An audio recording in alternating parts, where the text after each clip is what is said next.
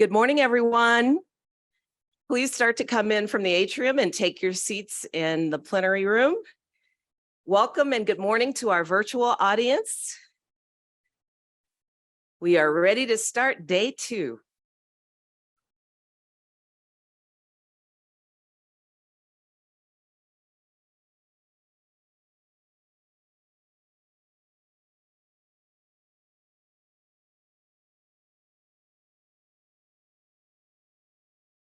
Just a couple of quick announcements. Everyone, please, sometime during the course of the morning at your earliest convenience, make sure you have checked off your attendance for the day at the front desk.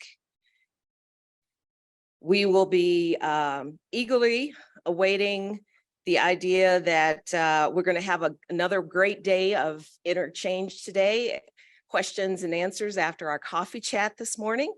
If you come to the mic, or anytime during the day when you come to the mic, please remember to introduce yourselves, names and agencies, and then proceed with your question. And I do think we have some social groups developing. I know there are a couple of folks who are very interested in learning more about Boulder's older section of the city, and maybe some walking in that area. And some folks would be interested in hiking. Is Amir here this morning? Yes. Please, if you're interested in learning about maybe a hiking opportunity, see Amir later today so you can have some fun while you're here in Boulder. Okay, let's get started, everyone. I'm going to introduce our morning coffee chat participants.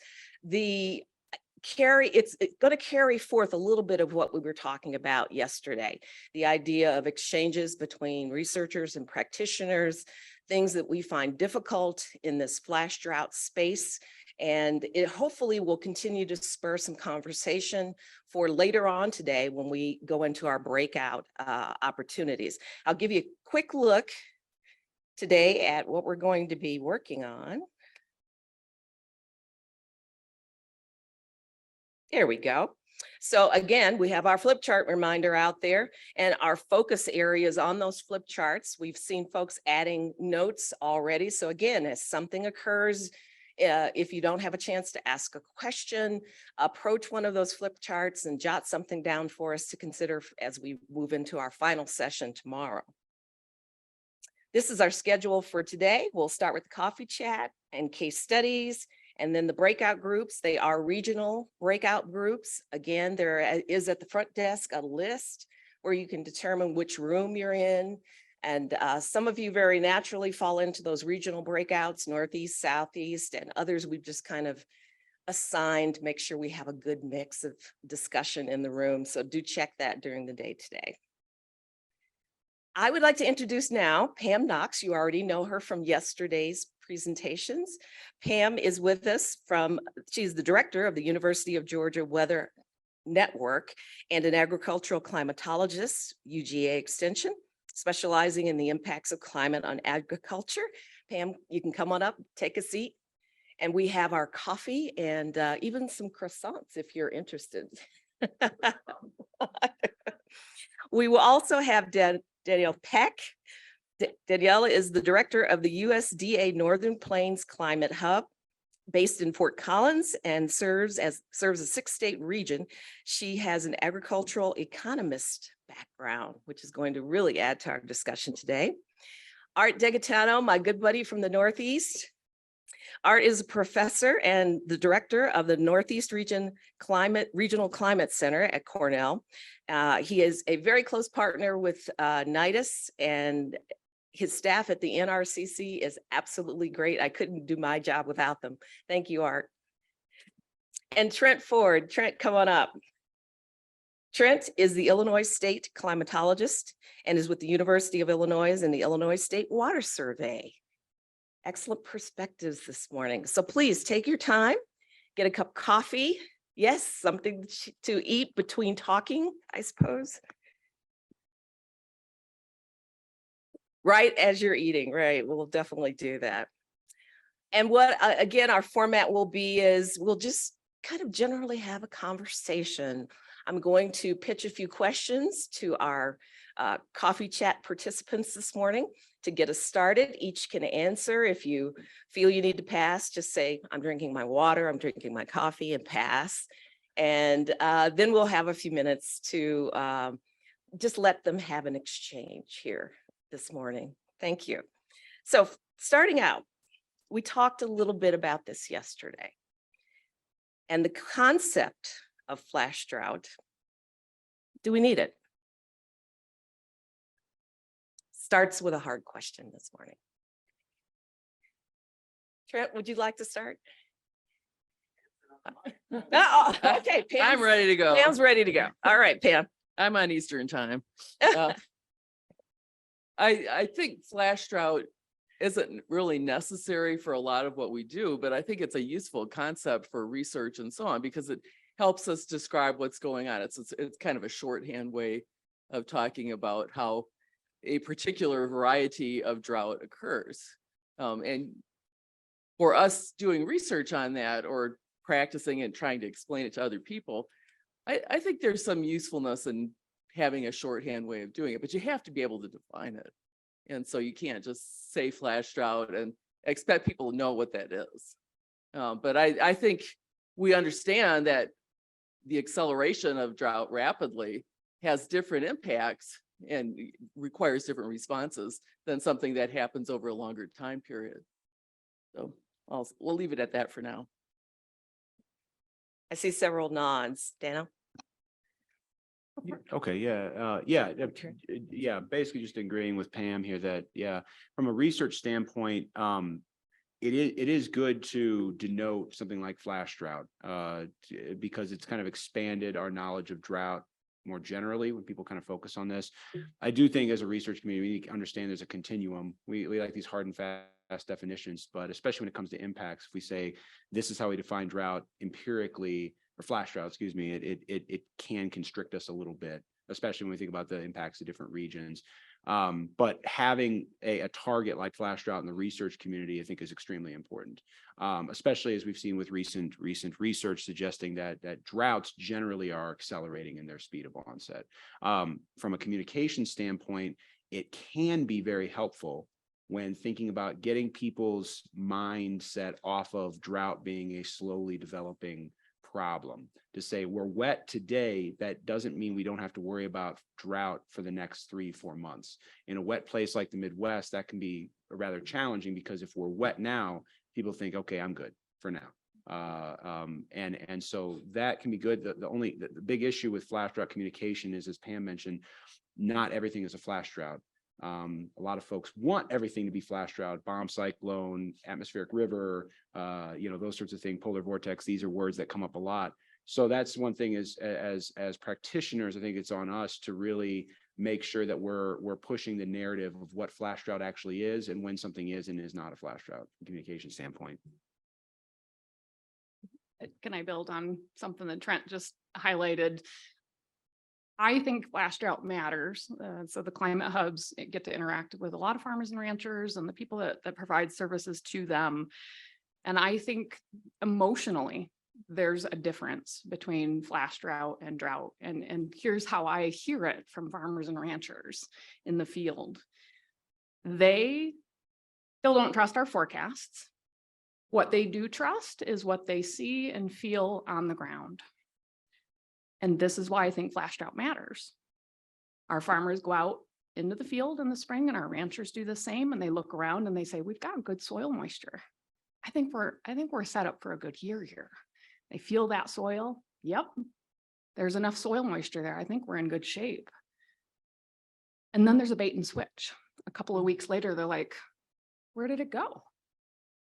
So in the past, they've been able to use their sight and their touch to decide for themselves whether they have good chances for a good year. And now they can't even trust that. And that's what they tell me is so distressing for them. So I think having a term that can put a label on what they're feeling, that what the heck, 2 weeks ago, 3 weeks ago, things were fine. And in the past, they would have stayed fine for a long enough time to give me a chance to make a plan or to see it coming and respond.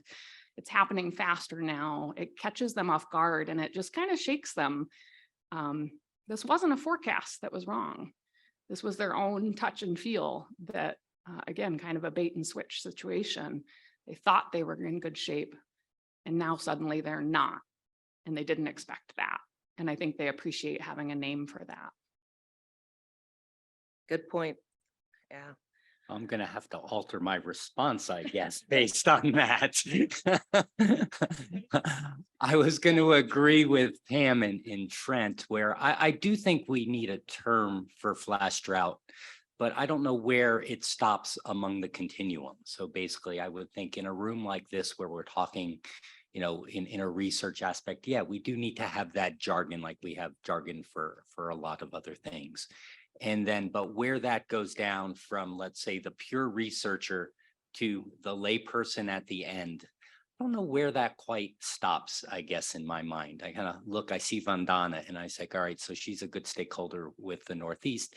And yeah, I probably need that term to talk with Vandana because I know she would do something different, perhaps in the state, with knowing that this is coming up. But then, you know, the general population of Massachusetts or New York or something like that, I don't know. I think really what we would need to do there is really think a lot more about the communication of it and how we communicate it and things like that. It's very, you know, it shouldn't be, you know, you mentioned all those neat polar vortex, you know, we had Snowmageddon in the Northeast, right? So I don't know, maybe we should have Droughtmageddon or something like that, but just, you know, kind of getting it away from a term like that and articulating that to the media and our stakeholders is important.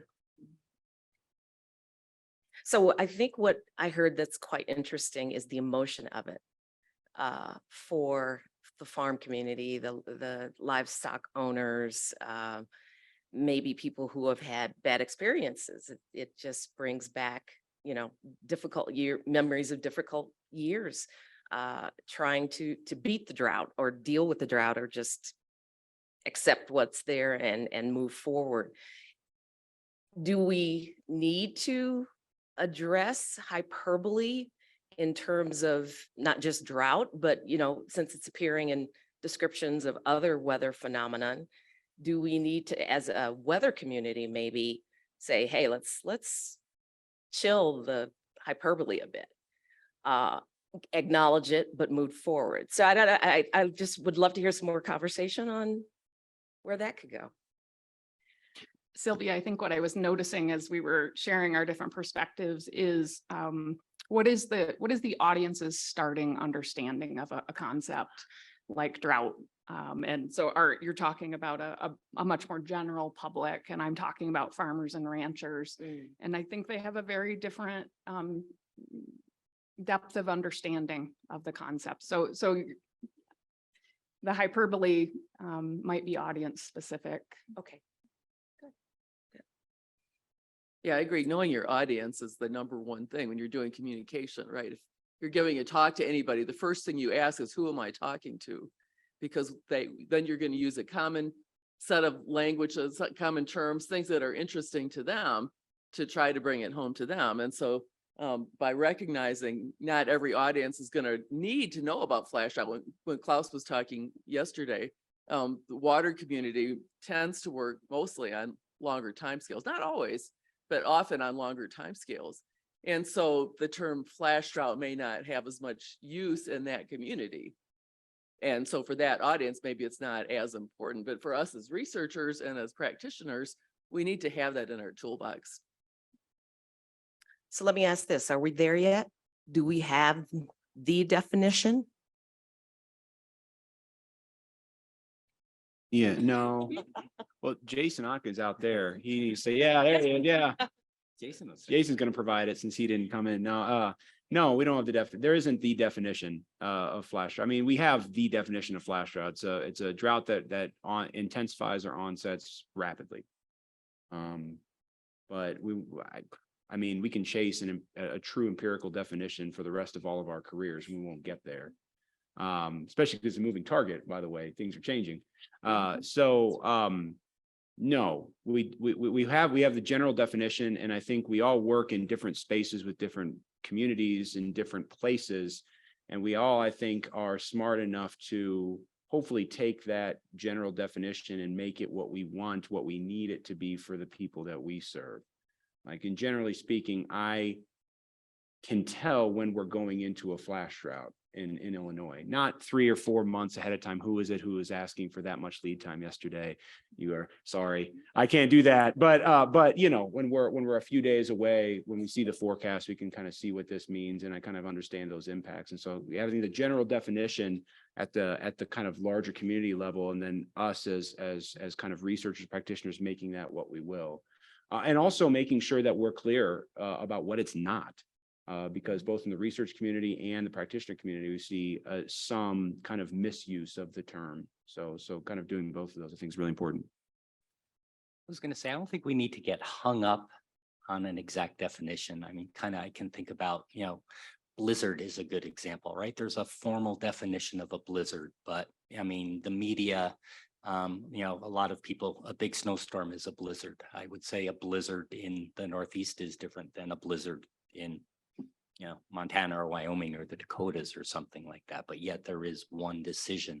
So, I mean, there's an example of that regional flavor. And as long as it kind of conveys what's going on, right? Blizzard, if we have a blizzard in the Northeast, it's conveying it's an exceptional type of snowstorm. So I think that is maybe where we need to come out, right? If we're speaking among ourselves, if we're, you know, if Jason's writing a paper or something like that, all right, that's where the formal definition has to come into play. So, you know, the reviewers don't, you know, scrap his paper and things like that. Thank you. Here's kind of a general, really open kind of a question I would like each of you to address in turn. What about flash drought keeps you up at night?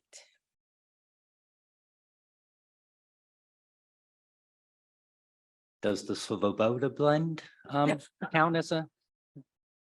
Okay, we can talk about that. Go ahead. Actually, I was up at night because I couldn't sleep in my hotel. So I made notes about what flash drought is and isn't.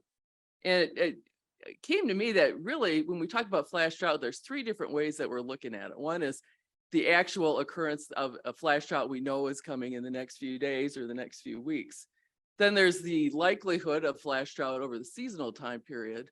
And then there's the likelihood, as Jordan talked about yesterday, of the likelihood of increased flash droughts in the future under a warmer climate. So as researchers, there's 3 really different timescales that we're looking at for flash drought. I think a lot of what we're talking about today is probably the first one. What do we do when we know a flash drought is coming? But there are decisions you can make if you know that there's a higher chance of flash drought sometime in the next few months. Certainly there's other decisions you can make in terms of what, if you're going to know that more flash droughts are likely in the future, how might you change infrastructure, something like that, something that takes a long time to do. So flash drought has lots of different impacts on a lot of different timescales, and it's hard to work on all those at once. You got to really focus down. I'm going to say, Sylvia, I was going to pull on very recent experience, right? When we were in the middle of April, and you know, it was sort of dry, but then we saw 2 weeks of no rain and just, you know, high pressure, record high temperatures, just what I would consider the perfect conditions for a rapid onset drought in the Northeast. I mean, if it was in June rather than April, I think it would have been a slam dunk, but it was in April. And, you know, I guess from my perspective, I don't know, it didn't really keep me up at night, but it's just like, you know, the thought was, what should we have done as a dues in that case? You know, Sylvia and I communicated, and I think we need to put out a drought status update, because this looks like, you know, this is what we should be doing if we're talking about early warning. But, you know, just not quite knowing how to navigate that at the time was, you know, something that. Forecasting a drought. You can say it. Go ahead. Right. We, in some ways we were, right? Yeah. We were saying, hey, these conditions over the next 2 weeks, you might, you know, take a nosedive, and how to communicate that to our stakeholders.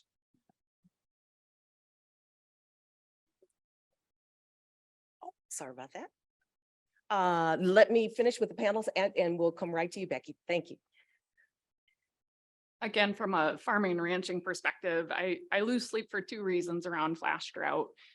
One, I'm an economist, so I'm always thinking about how farmers and ranchers make decisions under uncertainty. They have to make decisions before they know what's going to happen next. And they make those decisions based on the information available up to that point, and then trying to speculate what might happen and keep their options open for the future. And it's what I described earlier, that in our region in the Northern Plains, the spring looks promising. You know, our winters are getting wetter. You start the spring looking great, and that they anchor their expectations on that current information and think about where things might go from there. And so I envision, you know, I'm trying to envision this future, and it's a question from Jordan's presentation yesterday, you know, in this region, if we're expecting flash drought to be happening more often, first, my question is when, you know, is it this classic kind of what we've seen the last few years of a wet spring suddenly transitioning to a hot, dry early summer? If that's to become more common, how can my farmers and ranchers tweak their systems to be ready for that? And it's so hard. It's one of the hardest things I've studied as an economist is how do you prepare for complete opposite outcomes? How do you choose a system that positions you well for a great year or a really terrible year? It's one of the hardest answers to come up with, to find a robust system. So that keeps me up trying to think about how can our farmers and ranchers tweak their systems to be better prepared for this pivot, this unexpected pivot. And then the second thing that keeps me up at night is flash drought compounded with cold, wet winters, with, you know, whatever's happening in our fall. And how do those separate events make us more or less vulnerable to flash drought, or how does flash drought make us more or less vulnerable to cold, wet winters? It's the stacking effect that I hear farmers and ranchers express concern about and their ability to survive. I don't get a lot of sleep. And Trent, thank you. Yeah. Gosh, I don't want to seem like an audience to answer this, but I don't really lose a lot of sleep over flash drought. Part of it is the systems that I work with, even in agriculture, are pretty resilient to flash drought when it comes to economic impacts. Not that it doesn't cause impacts, certainly, but it's, for me, the aspect of drought that I kind of worry about the most that may have to deal with flash drought is more of a flash intensification and duration issue of when is this going to get a lot worse really quickly. And the thing that I worry about more than ag impacts is sort of water resources, because we have some communities that if we string along a drought for 2 to 3 months and then we get a rapid intensification, we could see some communities completely fall off of water really quickly. Just the unfortunate complex nature of water, the lack of water rights in Illinois. And so that I think that's a big thing that I get concerned with probably the most with flash drought. Yeah. Thank you. Let me turn to Becky. Becky, you losing sleep? I mean, I lose sleep over a lot of things, but we have drought so often here. I can't lose sleep over drought. But it was kind of a little bit. And would you introduce your agency? I am Becky Bollinger with the Colorado Climate Center at Colorado State University. And my question is kind of more on that topic of the definition and, you know, also getting back to this whole idea of the hyperbole and how things are communicated, but, you know, that's on the public side facing side, media side of things. In the research side, we're like, well, what is a flash drought? When does it start? When does it end? And Art, you brought up the comparison of the blizzard, and forecasters seem to be shifting to this focus on, you know, not worrying about is this event happening over the specified time period? Is the visibility below what it is to actually meet the definition of a blizzard? It's based on impacts. Is this a high impact event?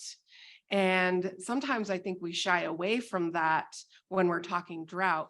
We know that there are impacts, obviously, but we try to shy away from using the impacts as part of the the defining features, because, you know, our primary source for sharing drought information with the public is the drought monitor, because, you know, that's what they know. It's updated weekly, but they also receive, you know, they could receive some benefit from the drought monitor. So there's that, you know, touchy subject of how much do you rely on impacts to drive the drought monitor. But when we're talking flash drought, is this something that should be more defined by the impacts, as Danelle said, when you're saying these things are happening and people are feeling it, you know, should we be preparing them for this hazard, not based on the definition? I mean, using indicators to know that it's coming, but basically say this is a high impact event, just like we would, you know, other events that we know are going to have high impact, and treat it as a hazard that, you know, that we're looking at in the, you know, maybe 8 to 14 day at least, where that's where we're focusing on it. Thank you, Becky. Panel? I think people want to know what to expect. I mean, there's nothing worse than being told something terrible is going to happen and not know anything about what's terrible is going to happen and what to do about it. And so I think by talking about the potential impacts, we're giving people a way of creating positive action. That there's something that, you know, here's what we expect. Here's some things you can do about it. And so I think impacts are very important for connecting what's happening, the numbers, to how it's going to affect their lives. So I think, yeah, I think impacts are really critical. I think that's a neat idea. I think, you know, that I pick up on the weather forecast, right? They always, in something that's high impact, they always do. These are, you know, this, right? I guess I've never seen us or anybody do that with drought, but yet I think that's maybe a call to the group, because I guess from yesterday, what are the impacts of a flash drought? I don't think we really ever came up with that, or, you know, there was maybe some anecdotal things, but, you know, how to communicate that would be I think we need that first. And we have another question. Thank you. Hi, thank you. Kevin Foley from the Bureau of Reclamation in Montana. So yesterday, it kind of occurred to me that quantifying the onset of a flash drought is kind of a murky business, right? We have indicators and, you know, remotely sensed data that's you have to kind of interpret, right? So I was kind of wondering what kind of on the ground measurements and indicators should we be using as well, like sensors, weather stations, polling, to better quantify flash drought. I thought this would be a good panel. You guys are very widely geographically spread, as well as, you know, your professions. Great. Thank you. Kevin, since we're in the same region, I'll say soil moisture. I think both in my ranching world and my dryland cropping world, it's soil moisture that they are picking up on and concerned about, and that changes so rapidly and catches them off guard. I have to say, and I say this with some trepidation, usually my first indicator that there's a flash drought is my phone starts ringing. Because all the forage people are saying it's dry out here. Why isn't the drought monitor showing drought or something like that? So it's easy to overlook unless you're really dedicated to looking at the indicators every day and paying attention to that. I guess I run by impacts just like everybody else does. And so the squeaky wheel is really what gets my attention. And then I start paying attention to the physical indicators like soil moisture much more. And just wait till the media starts calling. Yeah, got it. I'm often an alternative to this. So as I mentioned, you know, putting aside prediction, true prediction, it's a different beast. When thinking about monitoring, our monitoring systems, we always make tweaks to them. We improve them. This group is really good at that, but they're really good right now. Even soil moisture, I'll be the first one to say we don't have enough soil moisture. We'll never have enough soil moisture. The models we have are actually pretty good, especially when they get fixed with issues that go with them, but they're pretty good. What I need in my part of the country is people. Like I said, I know in where I'm at in Champaign-Urbana when we're going into a flash drought with maybe a week's heads up. If the forecast can be trusted, which anymore it can because our models are incredible. Mhm. I can tell, okay, hey, we're gonna go and it's gonna be rough. But I live in Champaign-Urbana. Chicago is 2 hours away. You know, Rockford is 2.5 hours away. Right, St. Louis is 3 hours away. I need a network of people who can provide the same kind of what's the word, kind of experiential sort of understanding communication as we're going into flash drought. Sometimes that can be done with things like extension, but they have so much on their plate already. So honestly, give me 3 or 4 good people, and I'll take that any day over 200 more sensors. So, yeah. When it comes to flash drought, that is, yeah. Got it. Thank you. Jason?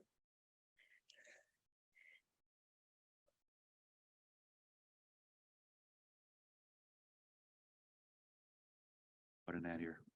Mike, we have a, Your mic should be working. there you go. You can hear me? Oh, okay, sorry. Uh-huh. Wasn't close enough. Hi, Jason Odkin, University of Wisconsin. I wanted to return back to the whole definition problem here. One of the key things is having a framework that we can agree upon. And once we have that framework of having rapid intensification leading to drought, that serves as the baseline to make definitions for. The challenge with these definitions is where to make that cutoff between conventional drought and flash drought. If we use tornadoes or hurricanes as an analogy, an EF5, that's a bad tornado. Category 5 hurricane, bad hurricane. But is there much difference between 64 mile per hour sustained wind and 65 mile per hour sustained wind? Not really. But it is a difference between a tropical storm and a hurricane by the actual definition. But I sometimes think that we're kind of getting stuck in the weeds here by trying to get that exact, that exact cutoff. Instead, just focus on the bigger picture here of it has to be rapid intensification. But for all of you sitting up there at the table, though, your job is much more challenging than us doing research, because we always have the benefit of having the full time series. We always do this in a climatological framework. We know if it was a flash drought or not because we have the whole sequence of events. You're doing this in real time. You don't see any papers out there doing real time flash drought monitoring because it's hard. But if I put myself in your shoes, maybe it becomes easier if you can combine, hey, things are deteriorating over the last week or two, and I have the benefit of seeing that the next 2 weeks are also going to be really hot and dry. That gives you the confidence to then say, yes, this is a flash drought. We don't know for sure yet. And for all we know, the forecast is going to be wrong and it's going to rain a whole bunch, in 5 days. And it's not actually a flash drought.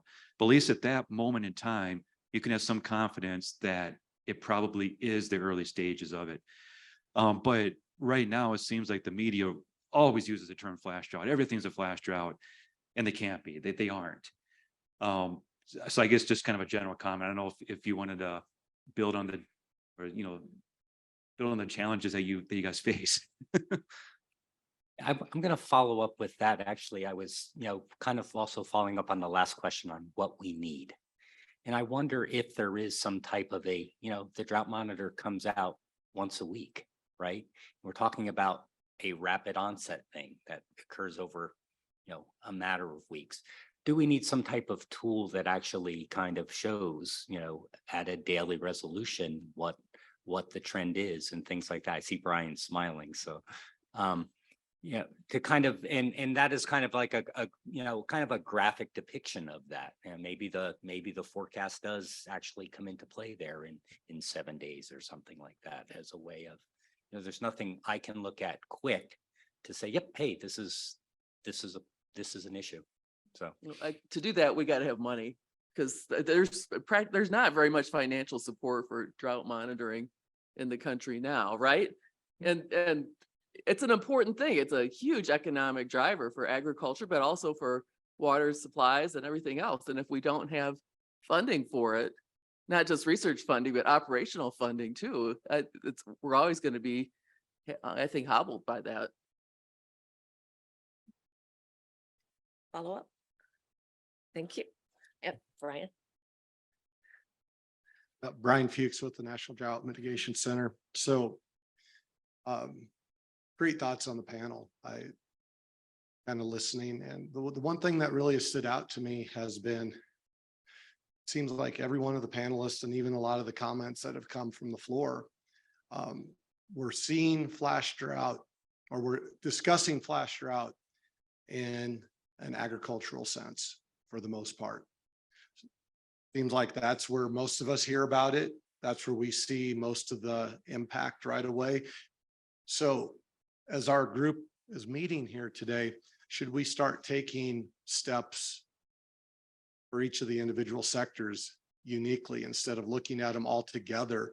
Should we discuss flash drought in the ag sense and capture what we can do there and identify what we can do there? Some low-hanging fruit. Art, your idea is great. That's kind of where we came with the flash drought blend. That and that's weekly. Is that quick enough? The ability is there to do it more rapidly, but again, we haven't set up the systems to do that, but could. That's what would we do with a product that was updated every day like that? I'd have to see it myself to answer it. But I think as we go forward, many of us are seeing flash drought in an agricultural, either row crop or livestock production setting. That's when our phone rings. That's when we're trying to help people immediately. And even when it comes into some of the specialty crops, some of these folks don't have the ability to add water or anything. They're at the realm of nature and what that moisture is. And if we can help them see that, hey, over the last 6 weeks, we've seen, 3 category changes or degradation of indices, and that's kind of what we're trying to do with the flash drought blend is not just say it's dry, but how those changes have come about. And so, it even started yesterday. I think a lot of this has been with agriculture being our first customer, so to speak. And all of us are in a SERP. Some of us, almost all of us, are in some set of a service component to what we do, right? And that seems to be where the phone calls and the media and everyone else picks it up. And I do think over the last 5 years or so, with the episodes we've had, the media has picked up on it more. You see it more in the media. You start scraping some of these news stories, and flash droughts in there. And like as Jason or someone said that we hear the bomb cyclone and we hear all these different cute weather terms, and it's really nothing we haven't seen before. It's just a new name, a new way that it's being advertised to us. So I think there's opportunity. I think some of it is pretty low-hanging fruit, that there's work being done by many in this room that would be addressing at least that ag side right away. But then we need to find out from the other sectors, what's this mean in the water sector? What does this mean in the energy sector? What about tourism? Other areas that we know are impacted by drought. Is flash drought is as impactful to those sectors as it appears to be to agriculture. Thank you. Molly, are you there? I think we have a question from the virtual side. Yes, we do. We actually have a few questions and comments really along these same lines. So I might just see if I can kind of merge some of them together here. So one comment was in response to, this definition question, and the fact that, other hazards like blizzards have a definition. Everyone can see a flash drought and know it is one. With drought mostly being a hidden phenomenon, really what happens on the immediate land surface can be observed. So even if it's not realistic, the comment, I guess more of a comment than a question, media, scientists, and others crave a flash drought definition, even if it's not particularly realistic to do that. So that was a comment from Brad Rippey. Another comment here with a question, someone that works in weather extremes and they hear experts express concern over the hyperbole with media and the public. Yet from social science research, they know that the public may not hear this as hyperbole, especially when the impact can be life-threatening. So it seems like flash drought has this same emotional impact. So this person's curious about what people here mean by hyperbole with flash drought and how do you know it's a problem? So based on what research, she'd love to know more about the experiences and research in this area related to flash drought.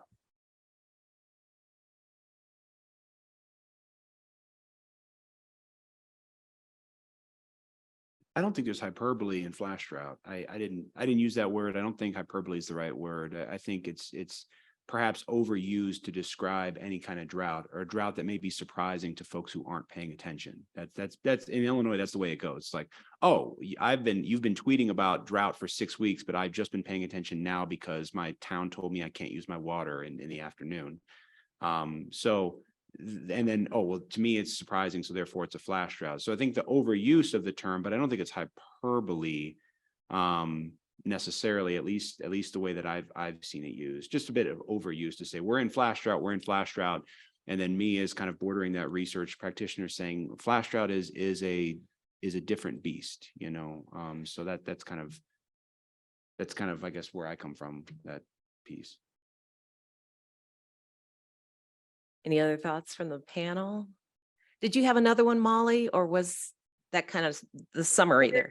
Well, there is one other question related to, does flash drought have a duration or time scale when it's defined in this framework? So whether we're talking about how long will the flash drought last compared with a regular drought, I also am going to add to this, you know, the time scale duration maybe of the rapid onset. You know, what's that minimum criteria, I guess, on how fast something needs to, you know, intensify. So around the duration time scale question. Yeah, I think that's definitely a gray area. You accelerate, and then at some point the flash drought becomes a long-term drought. And where do you draw the line, or can you draw the line? Probably not. I mean, and I know from experience in Georgia that you can have a long drought envelope with more than one flash drought embedded within that. They aren't necessarily caused by the same thing. In 2016, we had a early flash drought that was caused by precipitation deficit. We had no rain for 3 weeks during the corn pollinating season and lost most of our corn crop. The drought continued after that, but at a lower level, so that there were yields affected in most crops. And then in the fall, we had a temperature-based flash drought that just blew things up. And that's when they had all the fires in Gatlinburg and so on. So there's really 2 periods of acceleration in a longer drought. So how do you separate all that out? I mean, you know, in a paper, you can kind of describe it, but it's not easy to describe. And just to quickly remind all of our attendees in the virtual room too, session 6, we'll cover a little bit more on emerging flash drought science and give us some pointers for upcoming research. But I think Vandana, you have the stage. So I'd like to pose one question to all of us. Do we care about flash droughts or droughts in general only when it causes immediate human economic impact? Clearly, there are a lot of other impacts. We see it all the time. When streams dry out, fish die, the wetlands and other aquatic habitat is completely decimated. Even in the terrestrial type of environment, the root zone in trees gets highly compromised. And in Massachusetts, after the 2016 drought, many trees died in the following year or two. I mean, so I can go on in terms of the kind of ecological impacts that there are. But do we look at those and say, it's a cycle. The ecology will revert, will come back. And I know I'm being a little flippant about this, but do we care about that? Is that something that we think about when we are even looking at flash drought? Because that sudden intensification outside the norm of what the natural system expects does have some deleterious impacts. We haven't talked about any of that at all. And maybe that's fine, but I just want to make sure that we keep that in our sphere of thinking somewhere, that there are other impacts that in a maybe secondary or tertiary way do ultimately impact humans and our economic way of life. But those are immediate impacts in the natural environment. When I wasn't sleeping last night, I did write down one thing that we could do to help manage ecological impacts of a flash drought. And that's, for example, if we have an endangered species in a stream that's downstream of a dam, you can work on timing a release of water to help support spawning of an endangered fish or something like that. So there are some things that could be done. Now, you have to work that into the dam operating plan. That's not always so easy to do. But I think, if they know it's a critical time for that species, then that is something that could be discussed in terms of flash drought. But you're right, we don't often talk about that because we talk about agriculture, because at least I tend to work mostly with farmers, and they're not really thinking about the ecosystem as much. I would say that a lot of our farmers and ranchers, when they submit comments to Seymour, they are actually observing some of the natural ecosystem impacts, and they do express concern about that. So that's one point, that those systems are integrated in many landscapes. The second point is that what you just described about the trees, a flash drought creating stress that then becomes compounded later. I think what you just described matters for that reason. If nothing else, that flash drought, if it's one more stressor on our natural ecosystems, maybe some ecosystems, there's not a lot we can do about it, about the flash drought to help them, but there are other stressors we're causing on those ecosystems. And if flash drought is making them more vulnerable to the other stressors that we've created as humans, then we need to know that and think about what other levers we can pull in that ecosystem to help overall. So you reminded me of compound events again. I think Vandana's comments and actually Brian's comments are interrelated in some ways. This idea of looking at impacts outside of agriculture. And I would say this, yesterday and today, I think that's what I spent most of my time like daydreaming about or thinking during the sessions and listening to people talk. In the Northeast, what would a rapid, and I think maybe one of the mistakes that I've made for a long time is thinking about onset as opposed to intensification. When I think about the intensification, a lot more things come up. I can think of an example during the 2012 drought, and it was kind of really close to home because it affected Cornell. They take their water to supply the university. Basically, it's run of the stream, and the stream was really low, and they were like, within a week of not having enough water. And, they wanted to know what was going to happen in the next week or two in terms of, because they needed to make some very costly decisions to buy water from something, pump it way uphill into their auxiliary support. So there's a great example of rapid intensification. That would have totally been the thing that affected, what they would have needed to do there. But, at the time really wasn't thinking of that as a flash drought type of impact. But after yesterday and this morning, well, yeah. I also think in the Northeast, the wildfire issue is also very much a flash drought issue. It doesn't have, wildfire doesn't happen very much, but knowing that there's going to be a 2 or 3 week period like that, I think there could be a lot of messaging from, state DECs and things like that in terms of, they put out there don't burn or high fire risk kind of when it happens, but here's a case where, knowing about the flash drought, they could be proactive. So I really think giving a more thought to this beyond agriculture is really a good way to start thinking about this. Trent, did you want to comment, or should I go to our question? I'll just real quick. Yeah.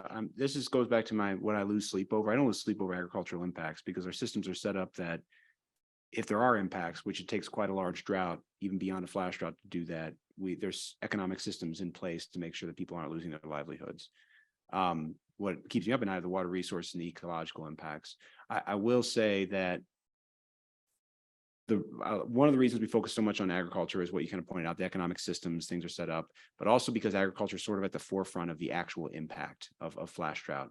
And at least in the systems that I work in, it takes a little bit of a longer term drought to really start to create those, when you're talking about fish kills and certainly like wildfires, things like that, we're not talking about flash drought now. We may be talking about flash intensification, but we've been in drought for a little while.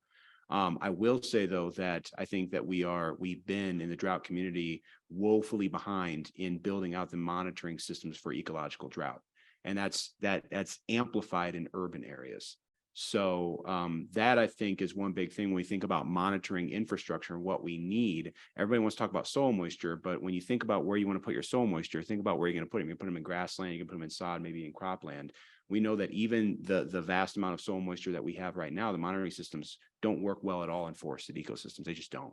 They don't work well at all. So this is something that I think transcends flash drought, is that we need to rapidly improve our drought monitoring systems for ecological impacts so we can better understand how our ecology is responding to these sorts of systems.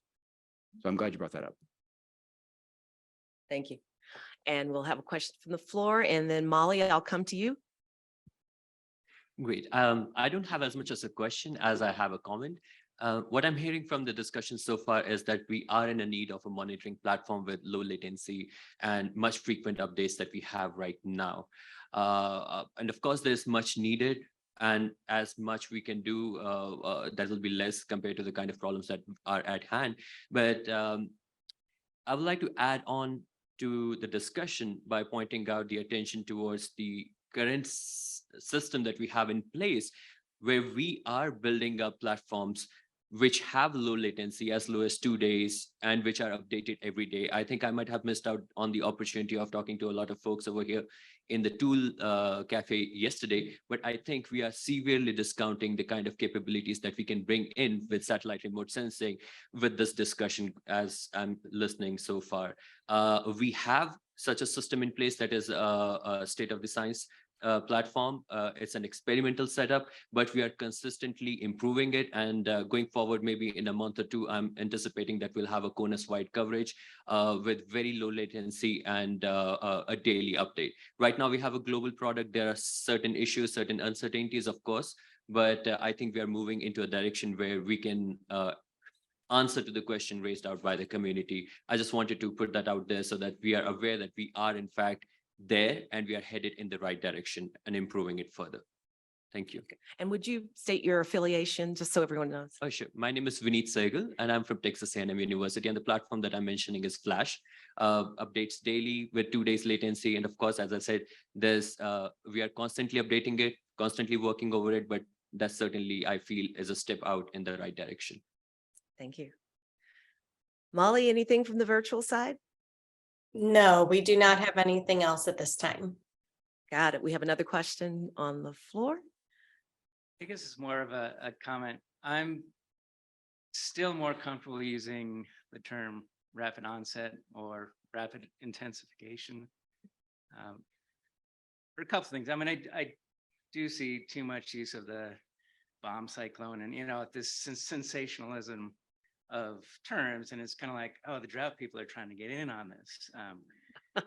But it also, talking about rapid onset or rapid intensification, I think makes it easier for us because it's that quick change from where we were to, fairly bad conditions. And it also gets away from, when you say flash drought, people are like, well, how long does that last? What does that mean? And so it's really that change that's putting us, suddenly we're in worse condition than we were. And that's the concern. It's not like, how long is it going to last? What's going to happen next? Then the second thing is now this discussion of the USDM versus the flash drought. And I think they do need to be handled. Obviously, they're connected, but they need to be handled a little bit differently, or at least I would use it differently. Flash drought, or the conditions that are driving that flash drought, are going to inform what we talk to the USDM and say what the conditions are. But I think this rapid onset is more defined by timing and impacts. I think, within our state, it's, okay, we're having this rapid onset in April. What does that mean? What are the impacts? Or we're having in September, different impacts, different sectors are being impacted. What does that mean? And I think because, we do try and keep the USDM more metric based, I think it's good to have the flash drought be something a little bit different that is more impact defined. And we can say, we're having a rapid onset drought. These are the sectors that are going to be affected. Those are just my comments. And I forgot, Klaus Alberton, North Carolina Division of Water Resources. In Southeast, so everyone knows, yes. I'm going to try to wrap this up. Can I say And- one thing, Oh, Sylvia? sure. Go right ahead. I mean, that comment like struck, somebody earlier asked, well, how do we know if it was a drought or a flash drought? And it's like, but that's to me isn't the right? It's like the drought is the marathon and the flash drought is one of the miles in the marathon, right? Whether you run it above your pace or below your pace and things like that.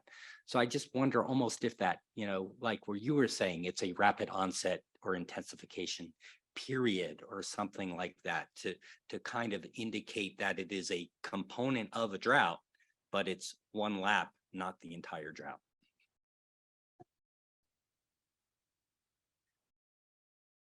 Sylvia, I thought you'd turn my microphone off.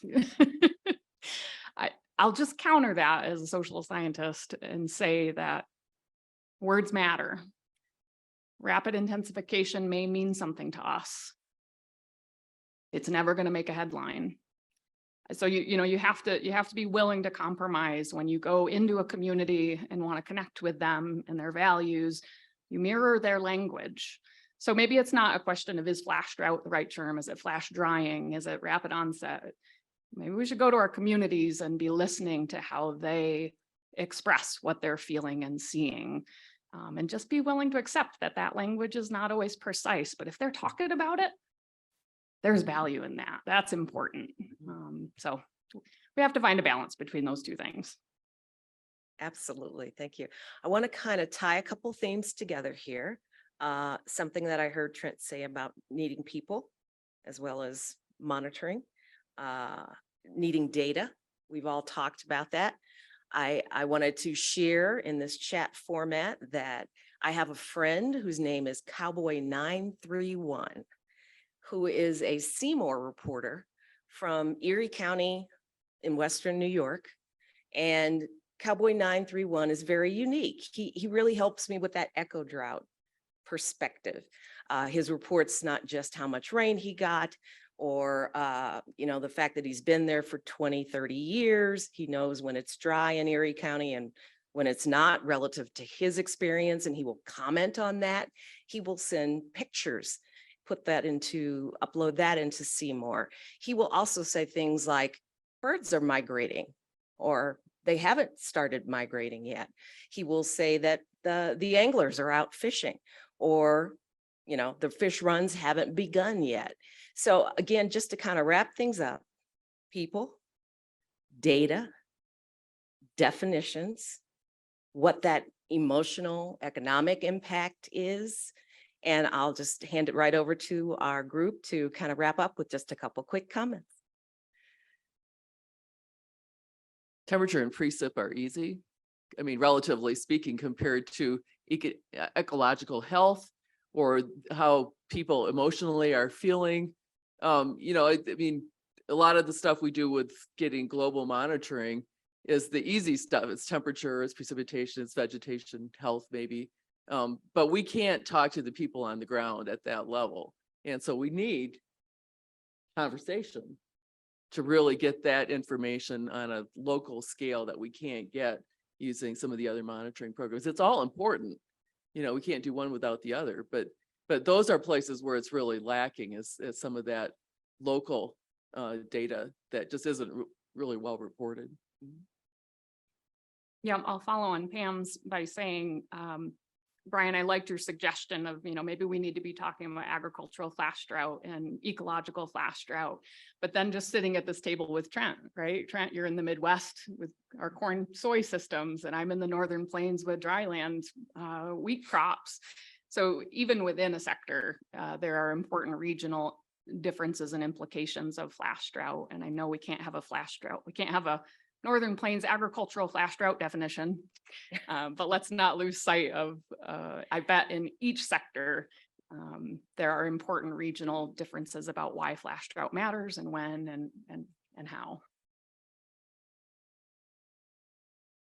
Since I owe Sylvia some verbiage in an AWR from NIDIS, I mean, one of the things that has come to mind here is exactly that. If we had, kind of groups of stakeholders from different sectors and kind of posed two different situations for them in the terms of the drought, it'd be interesting to try to pick up on, what the issue would be, and something that's going to intensify a couple of categories in a couple of weeks or a few weeks, as opposed to a long drawn out process, as a way of starting to tease out that type of information from different sectors and also just different regions. I mean, I think, ag in the Northeast, there's probably several cases where producers would have to rent pumps and actually set up infrastructure if there was a flash drought. They would have nothing set up to do that in a lot of cases. So knowing that's coming in the next 2 or 3 weeks would give them, that type of information.